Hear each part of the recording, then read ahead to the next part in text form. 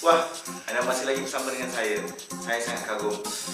Saya nak tanya, anda pernah tak masa zaman sekolah ke, masa zaman di kampus ke, anda buat eksperimen dengan katak? Di Pak Mal atau di mana-mana saja, atau di store atau di taman, anda tengok subjek katak lalu anda melakukan eksperimen. Saya yakin anda pasti ada macam-macam pengalaman dengan katak, betul? Ada yang macam ni, ada yang macam tu, dan macam-macam lagi. Tapi saya nak kongsikan dengan anda satu eksperimen tentang katak ni yang memberikan satu refleksi tentang kehidupan kita sebagai manusia. So, satu eksperimen yang mudah, ya,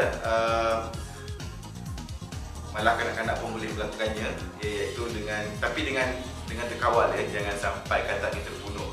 Okey, so apa yang dibuat dengan katak ini? Satu, katak ini dimasukkan ke dalam air yang suhunya pada suhu bilik. Jadi katak ni normal, happy, seronok saja dengan keadaan air yang suhunya adalah normal bagi dia. Dia suhu bilik, okey, that's fine. Tapi apa yang terjadi bila air yang bersuhu bilik ini dicurah dengan air yang sangat panas, sekitar 80 ke 90 darjah? What will happen? Melonjak keluar, ya. Maknanya terkejut katak ni lalu keluar daripada air ni serta-merta, drastik. Tapi eksperimen yang kedua, yang subjek yang sama, letakkan ke dalam air yang bersuhu bilik, tetapi ia jadi perlahan-lahan dipanaskan.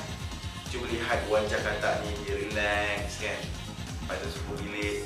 Tapi dia tak perasan bahawa air ini, dia tidak tahu pun sebenarnya, bukan tak perasan, dia tak tahu bahawa air ini sedang dipanaskan. Dia perlahan-lahan panas. Tapi cuba lihat pada tabiat, pada kelakuan katak, apa yang katak lakukan. Bila suhu meningkat, dia tetap relax. Katak ini cuba menyesuaikan dirinya dengan suhu persekitaran.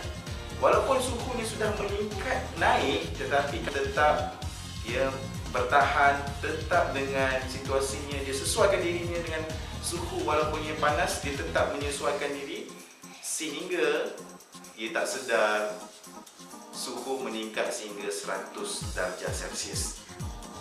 Dan suhu ini membuatkan dirinya terkorban.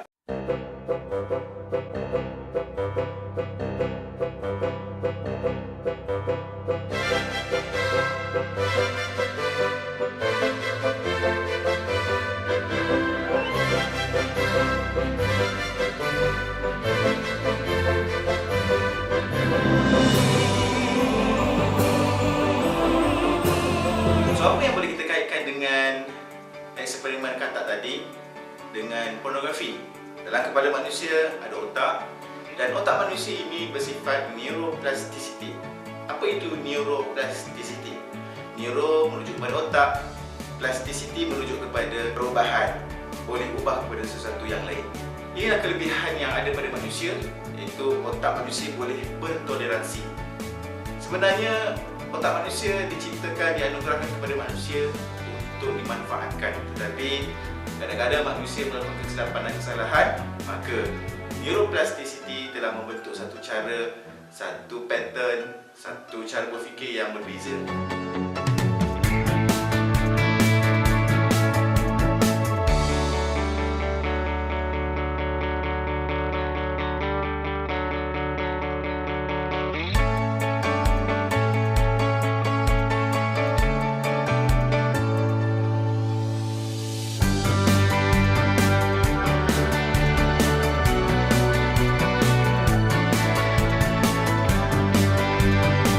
Saya ingin jelaskan dan cuba kaitkan eksperimen katak ini dengan situasi cara kita hidup, ya, environment yang kita hidup sekarang. Cuba kita lihat di TV Malaysia contohnya, ya, dengan iklan-iklan yang tidaklah 100% tanpa pakaian, tetapi dengan menampilkan suara, image, wajah, body language yang kadang-kadang menggairah, menarik perhatian lelaki ataupun perempuan. Lalu pada awalnya ia tidak mahu dilihat, tetapi bayangkan kalau setiap hari ditayangkan, setiap hari ditontonkan, maka apa yang akan terjadi? Toleransi. Pada akhirnya masyarakat kita, ya, golongan muda, dewasa, orang tua akan mula menerima pornografi yang bersifat softcore secara perlahan-lahan. Sama seperti kata tadi. Dan sedar tak sedar, ya, masyarakat kita, terutamanya golongan muda, akan mula melihat pornografi adalah sesuatu yang biasa. Bukankah ini satu musibah?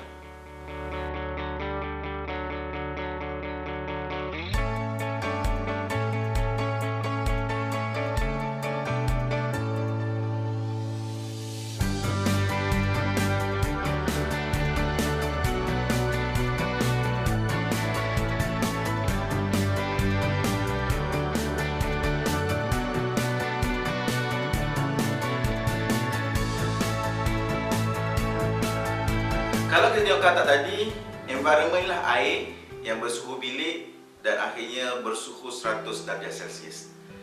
Kalau kita lihat kita sebagai manusia, kita hidup dalam environment apa? Apa environment yang sedang kita lalui? Yang suhunya bilik dan suhunya 100 darjah Celsius. Kita hidup dalam environment komersial. Memang menggairahkan, memang menyeronokkan kalau ada sale kan. Semua orang seronok kalau ada sale, terutamanya bila ada dekat raya, ada event sana, event sini, ada sale. Wow, memang menyeronokkan. Tetapi apa yang akan terjadi jika sales ataupun pemasaran yang dibuat oleh syarikat-syarikat tertentu, syarikat-syarikat yang terkenal, mereka memasarkan produk mereka dengan memaparkan imej-imej yang tak berkaitan pun, ya, dengan produk mereka. Pada tahun 1871, ya, syarikat tembakau yang terbesar iaitu Pearl Tobacco, ya, memasarkan produknya dengan meletakkan gambar wanita pada produknya. Lalu apa yang terjadi pada syarikat itu? Pemasarannya apa terjadi? Sangat sukses penjualannya. Kedua, syarikat Woodbury Facial Soap, iaitu syarikat yang mengeluarkan produk sabun kepada wanita pada tahun 1910. Syarikat ini memaparkan, meletakkan imej yang bersifat asmara, yang bersifat menggairahkan, diletakkan pada package produknya. Lalu hasilnya sama, ramai wanita membelinya. Kenapa? Syarikat itu meyakinkan jika menggunakan sabun ini, maka mereka akan dapat true love.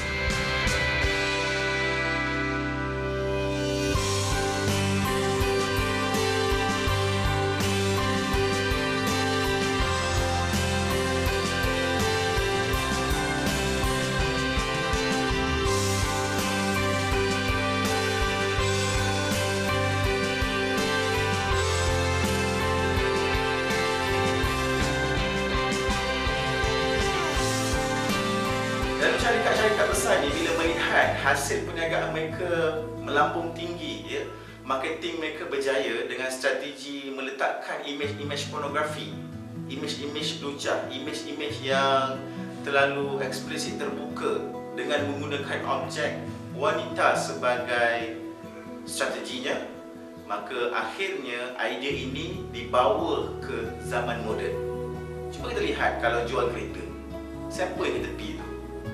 Dan banyak lagi eksploitasi sebenarnya, ya, wanita dengan produk, wanita dengan subjek yang nak dijual, maka ia menjanjikan keuntungan.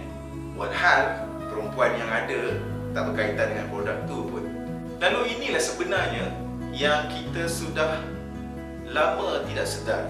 Kita bertoleransi dengan pornografi. Pada awalnya kita didedahkan dengan secara perlahan-lahan, seperti dia kata tadi, dipanaskan airnya perlahan-lahan. Lalu bila dipaparkan imej-imej yang ekstrim seperti berciuman, berpelukan dan sebagainya, masyarakat kita tetap mengatakan it's okay.